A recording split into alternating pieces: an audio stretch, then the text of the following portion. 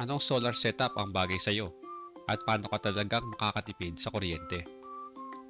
May paraan para mabawasan ng hanggang 80% ang kuryente mo.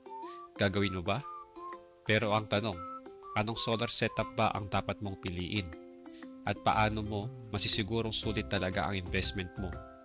Kasi hindi lahat ng solar system setup pare-pareho. May iba na sobrang tipid pero mali ang design.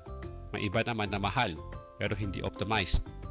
Ang ending, sayang ang pera at hindi mo nakukuha yung full potential ng solar. Kaya sa video na to, ipapaliwanag ko sa simpleng paraan. Ano ang mga common solar setup sa Pilipinas at paano mo ma-maximize ang tipid mo sa kuryente. Hindi lang yan, tutulungan kitang malaman kung anong setup ang bagay sa bahay mo. I-comment mo lang ang average monthly bill mo for 1 year, gagawan kita ng free solar estimate para makita mo kung magkano ang possible mong matipid. Kaya simulan na natin. Unang setup, on-grid solar. Ito ang pinaka-common na ginagamit lalo na sa Pilipinas.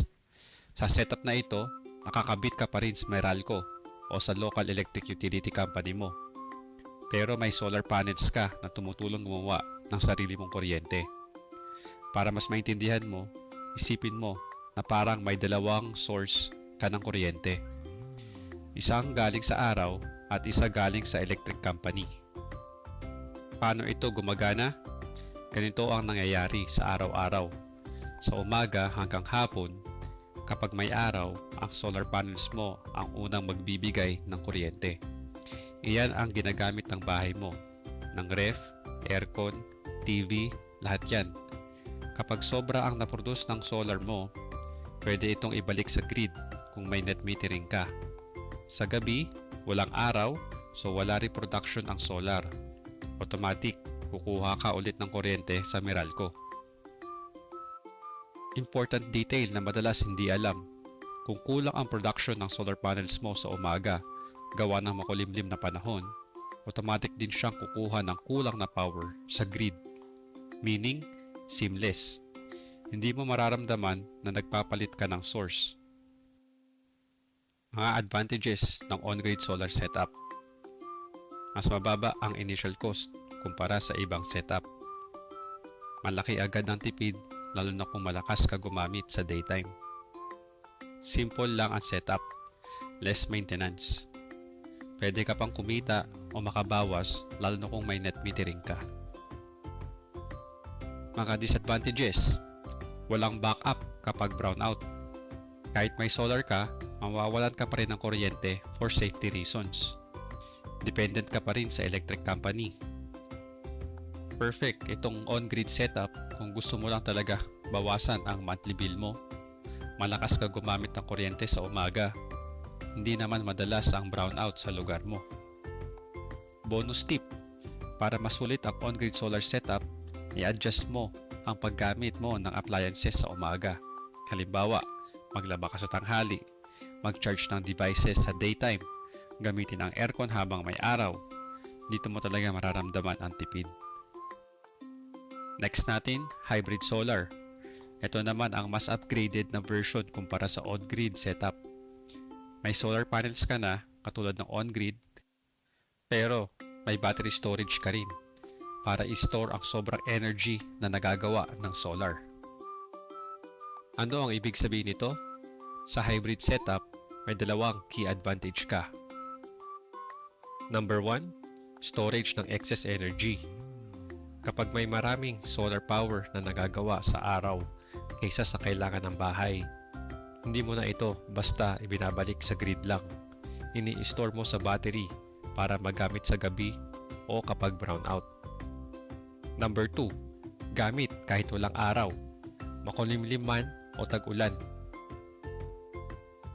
Advantages ng hybrid setup, may backup ka kapag brownout, mas flexible ang paggamit ng kuryente, pwede sa gabi o emergency, pwede kang mas independent sa grid, pwede rin makatipid sa long term kung maayos ang battery usage and maintenance.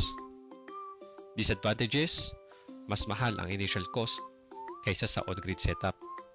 May maintenance ang battery? Kailangan palitan o i-check over time? Depende sa battery capacity mo kung gaano katagal ang backup. Perfect ito kung madalas brownout sa area mo, gusto mo ng mas maraming control sa power mo, handa kang mag-invest sa long-term savings and convenience. Last setup, off-grid solar. Ito na yung pinaka-independent na setup sa lahat. Dito, wala ka ng connection sa electric company. Ibig sabihin, hindi ka na nakadepende sa Meralco o kahit anong utility. Parang sarili mong power plant ang bahay mo. Paano ito gumagana? Sa off-grid system, lahat ng kuryente mo galing lang sa solar panels. Sa umaga, ang solar panels mo ang gumagawa ng kuryente. Ginagamit mo ito agad sa bahay. Yung sobrang energy, ini-store mo sa batteries para magamit mamaya. Sa gabi, mula ng araw, so wala ng production. Dito, papasok ang batteries mo. Yung naipon mong energy sa umaga, iyan ang gagamitin mo buong gabi. Important detail, kapag naubos ang battery mo, wala ka ng backup from electric company. Meaning, kailangan mo talagang i-manage ang paggamit ng kuryente. Advantages ng off-grid setup: zero electric bill. Wala ka nang binabayaran buwan-buwan. Fully independent ka. Kahit mag-brownout sa buong area mo, may kuryente ka pa rin. Perfect sa mga lugar na walang linya ng kuryente. Disadvantages: pinakamahal na setup sa lahat. Malaki ang investment sa batteries at system design. Kailangan disiplinado ka sa paggamit ng kuryente. At hindi pwedeng sabay-sabay lahat ng appliances kung kulang ang system mo. At limited ang power depende sa laki ng system at battery mo. Perfect naman ito kung nasa probinsya ka o remote area. Walang stable na kuryente o madalas ang brownout. Gusto mo ng total independence kahit mas mahal ang setup. So ngayon, anong solar setup sa tingin mo babagay sa'yo? On-grid, hybrid o off-grid? Comment mo sa baba, tutulungan kitang mag-decide. At kung gusto mo pa ng ganitong simple at practical na explanation tungkol sa solar, follow mo lang ako at i-share mo to sa mga gusto mo ring makatipid sa kuryente.